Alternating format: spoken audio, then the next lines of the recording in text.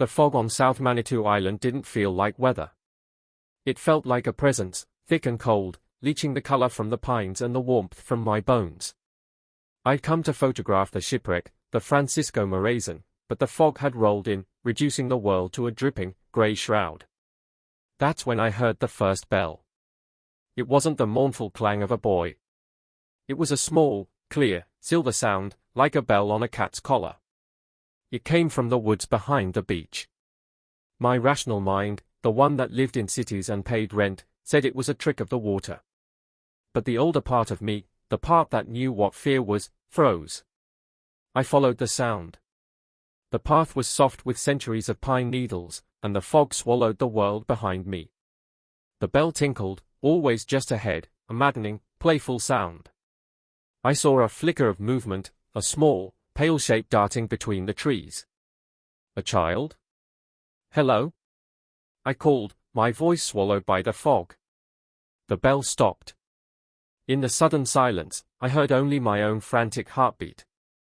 Then, a whisper, so close it could have been right beside my ear.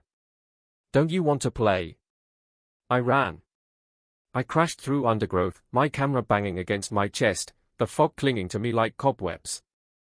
I burst into a clearing and saw the old farmhouse, the one the Park Service preserved. A single, warm light glowed in the downstairs window. Relief flooded me. People. I stumbled to the door and threw it open. The room was empty, frozen in the 19th century. A spinning wheel sat dormant, a cold hearth yawned blackly. And on the wooden table, a single oil lamp burned, its flame unnaturally still. The bell began to ring again, not from outside, but from the corner of the room. I turned. A little girl in a faded calico dress stood there, her skin the color of old porcelain, her eyes solid black.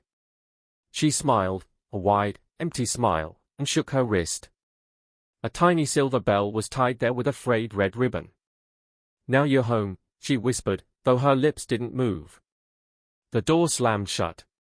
The lamp flickered, and in the strobing light, I saw them, shadows detaching from the walls, tall and gaunt, with the same bottomless black eyes. They reached for me with long, cold fingers. The last thing I heard was the cheerful, incessant tinkling of the bell, as the shadows and the little girl closed in, and the warm, welcoming light of the farmhouse went out forever.